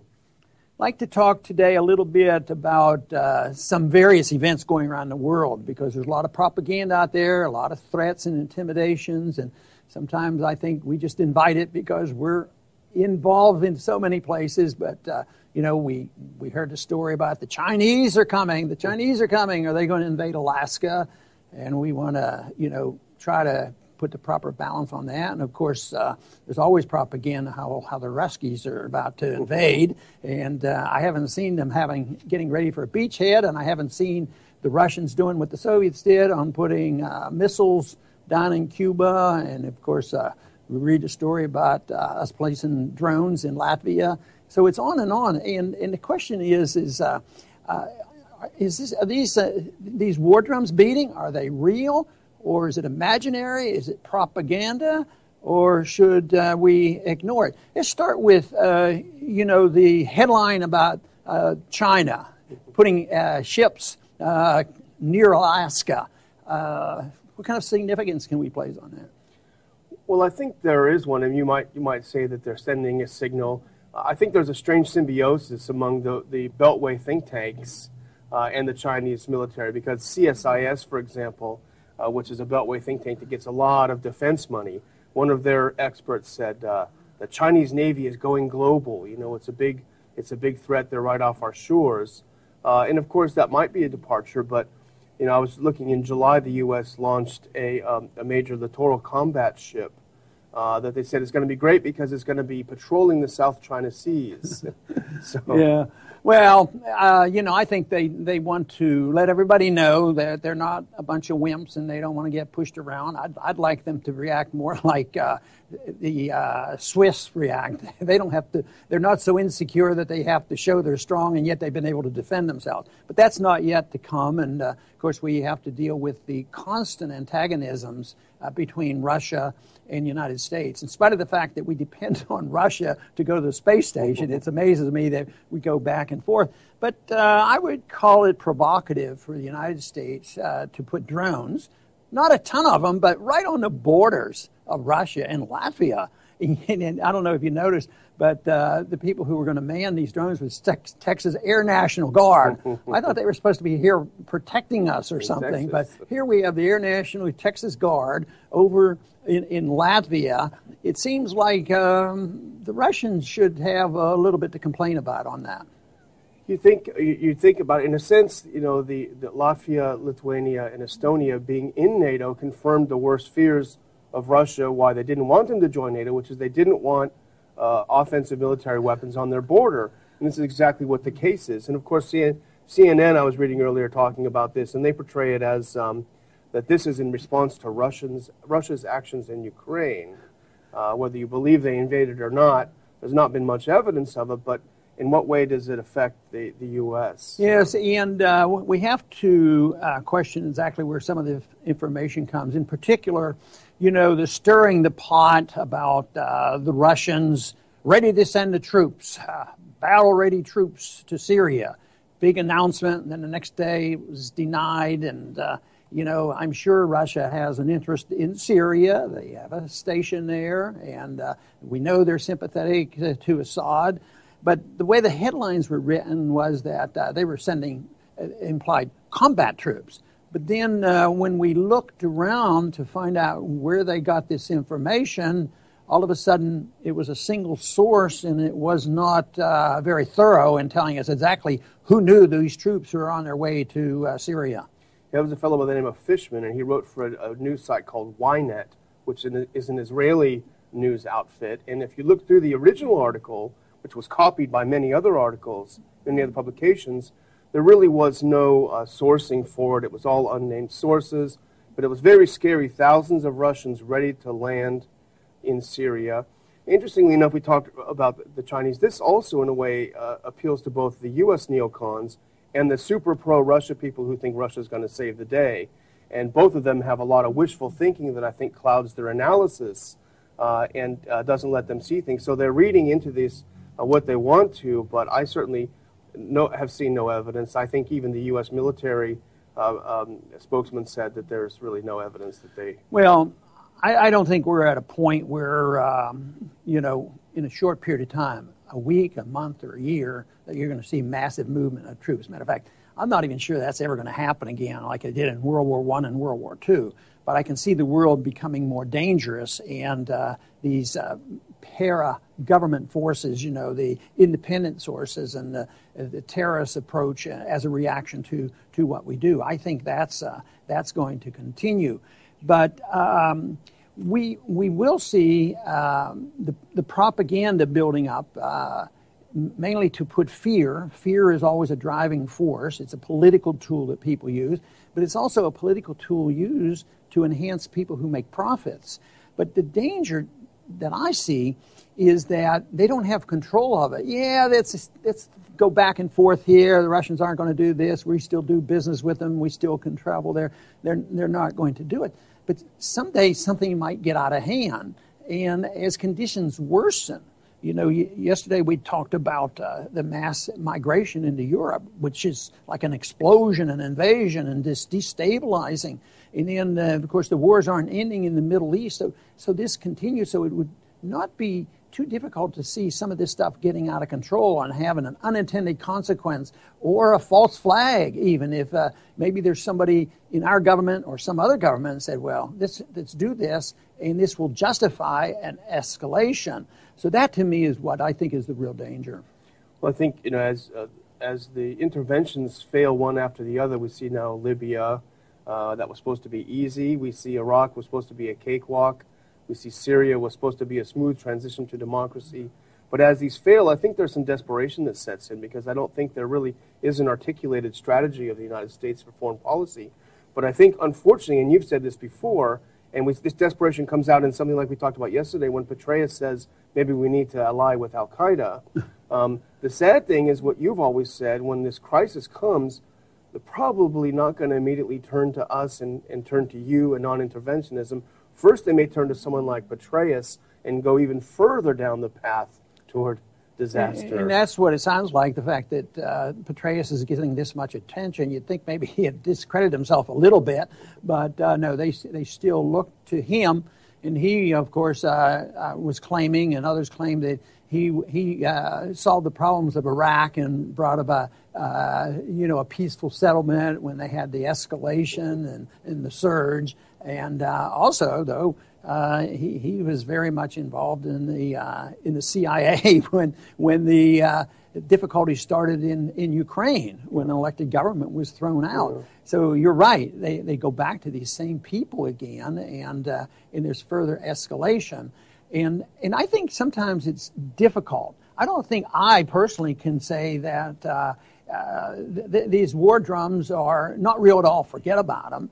And but I don't think they're imaginary either. I think there's stuff going on, and I worry about the unintended consequences and things getting out of control and not knowing exactly what the other side might do, because it can change rather suddenly. One of the solutions in Syria is really to do what you've said all along in Iraq, which is to just come home. We don't have troops on the ground there, but if we would stop trying to prop up an imaginary force over another imaginary force, if we'd step back, maybe Syria would look to Iran. We certainly wouldn't have to encourage it, but if we step back out of there, there would be a solution to the problem. ISIS would be defeated in one way or another, and maybe some of these people that have gone to Europe might come back and help rebuild their country. There was a very famous person in our recent history, George Kennan, foreign policy expert. He was sort of the realist leader, and he was considered the author of Containment. And the conditions back then might have made a stronger argument for containment, even though I wouldn't have agreed with all the foreign policy. But it was, you don't invade Russia, but you contain Russia and stuff. But at least he was very well known for that. But as he got older, and I know you're very much aware of this, when he got older, he was writing things different. And one of his statements, it was rather interesting. He says, we still have to deal with containment. We have to contain the United States. And he was putting the blame. He would be a very interesting person to interview today, wouldn't he? To talk about containment. He probably wouldn't agree with our total non-intervention, but he would. I bet we could find a lot to agree with. That we need to contain some of our policies, like. Why are we putting drones in Latvia? Maybe it's time to do more talking. And they'd want to tag us. We're always complaining about the U.S. We're somehow anti-American and unpatriotic. But it is patriotic to contain the un-American instincts of a globalist foreign policy, of the military-industrial complex that's impoverishing us and irritating the rest of the world. They're not making us any safer. Right. I think we're more or less on a collision course in many areas in the world today, because I've said many times that the Keynesian economic model doesn't work. The model that we have for foreign policy of constant intervention and spending and deficit, that doesn't work either. But the world's been engulfed by our policies and our influence, both with our military and our influence, because we have the reserve dollar. So if we'd have spent a lot more energy, voluntarily of course, to probably convince more people, say in Africa, to accept the ideas of liberty and free markets, maybe we could have had a Hong Kong or something like that that could develop in Africa. But instead we have this failed system, and this leads to then the breakdown, and we ended up with competing devaluations and protectionism, and also mass migration. So this is what we're up against right now. And then this leads, because people are getting poorer, and it's very popular politically in this country as well as elsewhere, to be a populist. I'm going to take care of the people, without change in policy, just more government redistribution of wealth. And we're in the midst of that, and they're not really considering seriously a policy that makes sense, which would be free markets and individual liberties. So the protectionist model usually ends up into, war propaganda. If we just spent more money on weapons, we'll get out of this mess. But then there are some people who actually believe the answer to this is war. People still believe that we got out of the Depression because we killed millions of people in World War II. What an answer. But there are people who believe that, and too often this set of standards go and they move us in that direction. At first you hear these problems, the economic problems, and you lead to military problems, and then you have a military interventionist foreign policy that we have that just aggravates and makes the Middle East chaos, and whether it's just in the Middle East or Ukraine or wherever, leads to a very, very dangerous situation. So yes, this talk of war and the militarization of other countries now is serious. I think we have enough time to bring some common sense to people. So what we need to do is work much harder to present the case for liberty and free markets and get away from this dependency on more government, more spending, and more war. That is what is dangerous, and that's not what America is all about. Hopefully so. Anyway, I want to thank everybody for tuning in today to the Liberty Report, and please come back. Ron Paul Liberty Report. Check him out on YouTube. Ron Paul Liberty Report. And that was War Drums Beating Real or Imagined. And it really is something that has been pretty much in the spotlight for the last 15 years. 20 years. Even 30, 40, 50. Really, we have not seen any true peace, because every time we think we have peace, then we have another enemy. And again, it really does seem like we are changing the complete geographic of the world every time we go through these.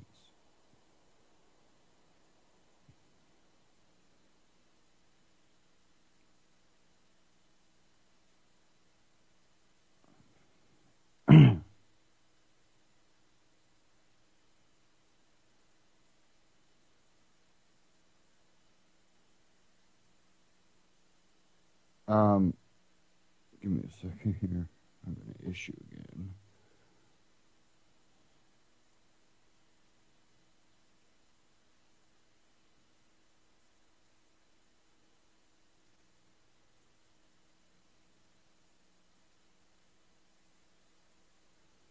Okay.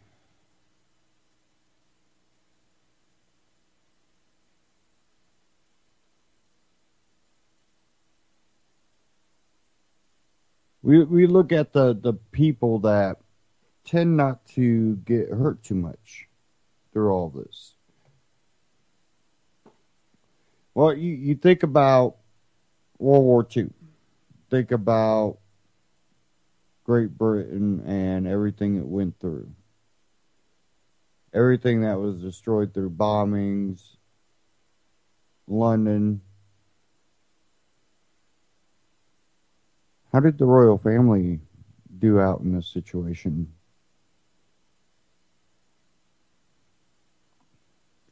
Everybody else lost their living. Their job was picking up the bricks of the building that used to stand there and house everything that they invested their lives into. Well, at the same time, here's one from Infowars.com. Did you know the royal family has ties to Hitler? And it says here,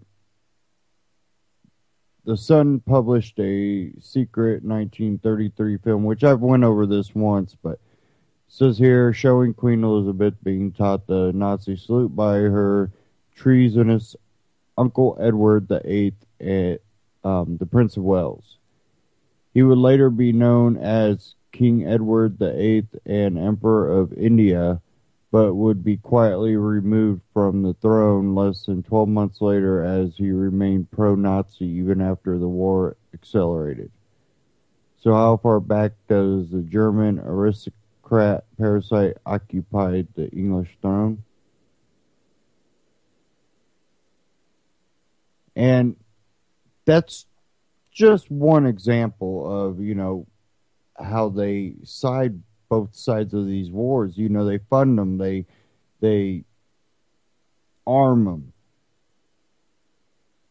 And we see the same thing with what the U.S. kind of does, but even behind that, it gets done in a much larger global scale.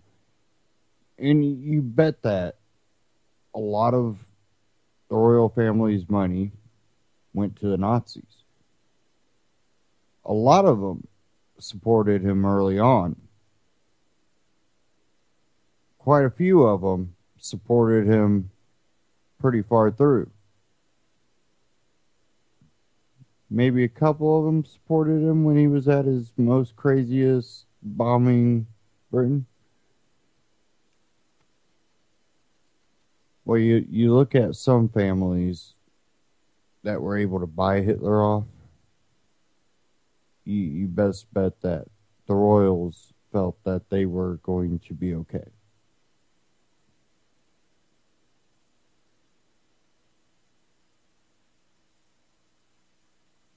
I think a lot of it would have came down to whether they agreed with the society that Hitler was creating.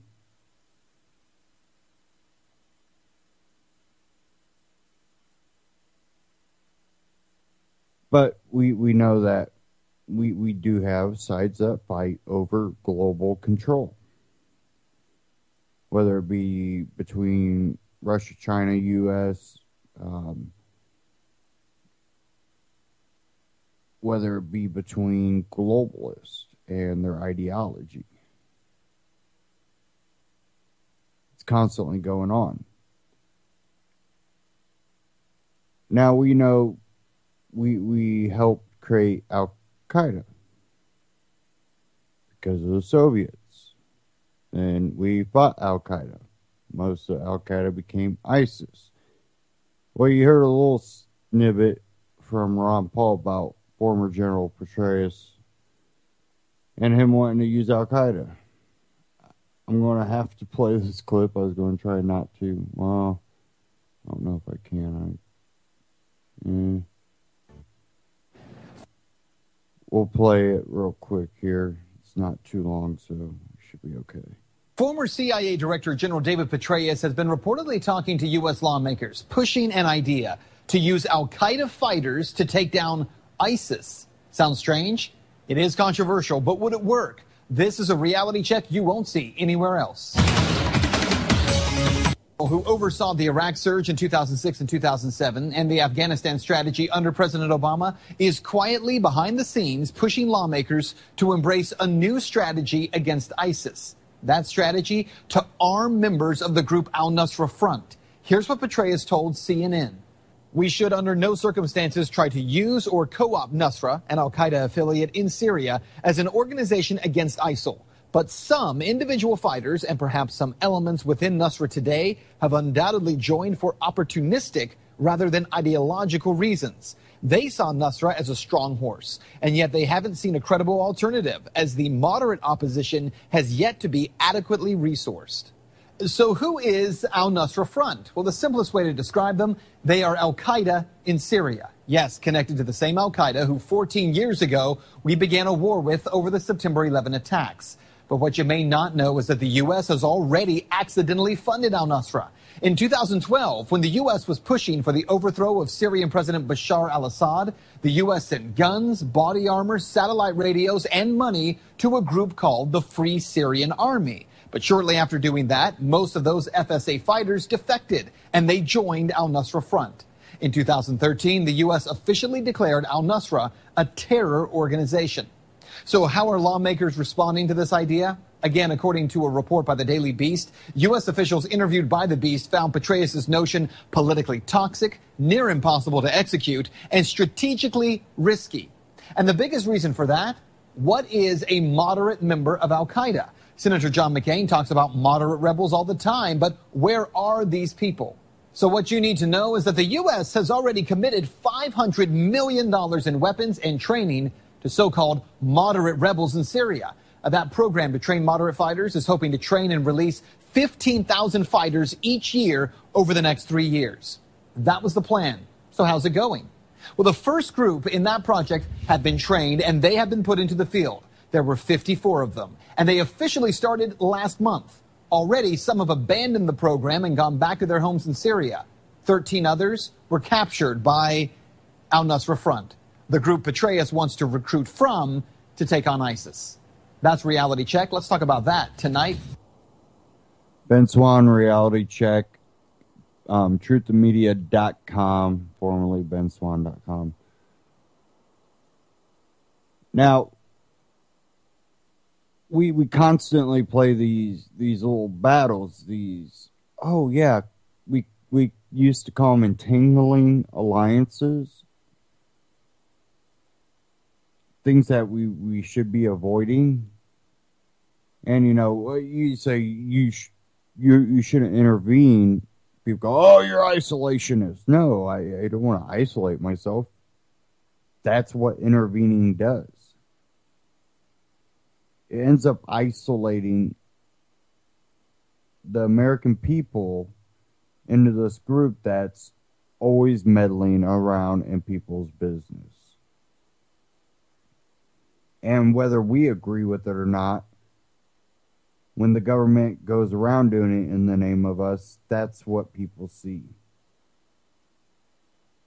That's what people get. That's what they think we are. But look at our society now. Everybody's always meddling in everybody's business, forcing them to go along with things that they don't agree with or spiritually against or just think is offensive, morally wrong. Can't just let people live their lives. You end up trying to force things on them. And I don't think that having a show on TV that shows gay people should be just, banned. I also don't think that they should use television to put gay into everything to make it politically correct.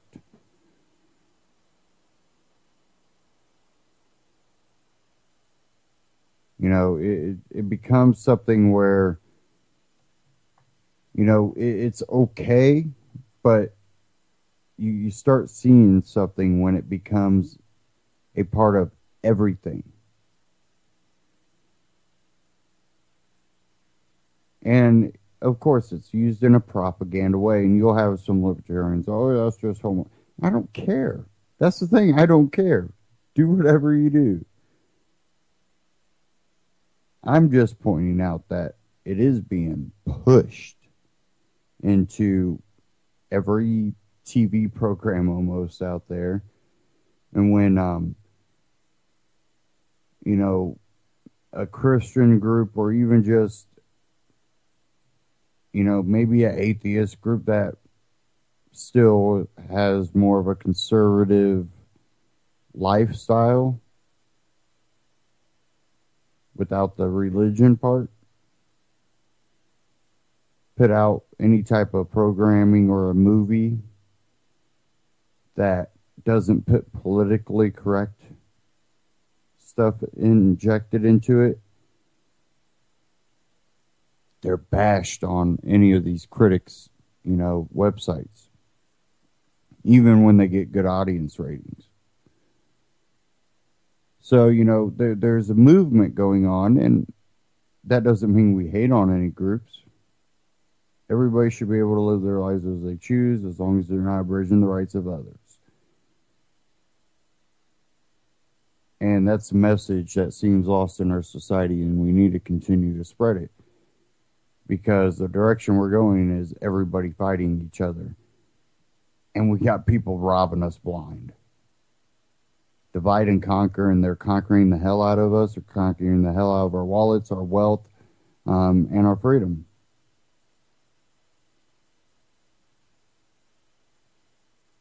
You got these bozos up here pushing rhetoric because you are being forced into all this stuff and, you know, pushed into things, and then you have groups being manipulated and pushing for these things, not knowing they're just pushing for more government control and not really any more freedom.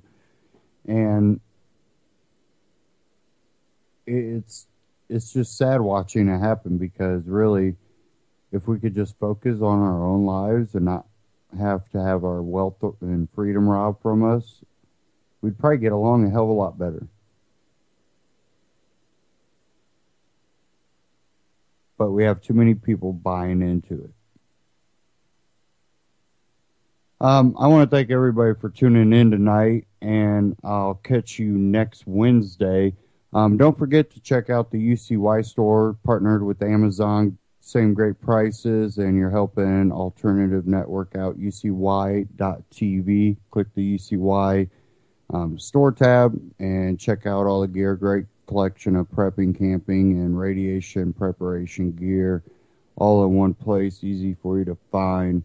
And again, thank you all for tuning in. I hope that, you know, the message of freedom is continually spread, because we need it to be a vital part of the conversation in America and throughout the world, for us to break this government hold upon populace where they can have us fighting each other and using us as tools for their own profit and gain, and these dynasties that they want to create.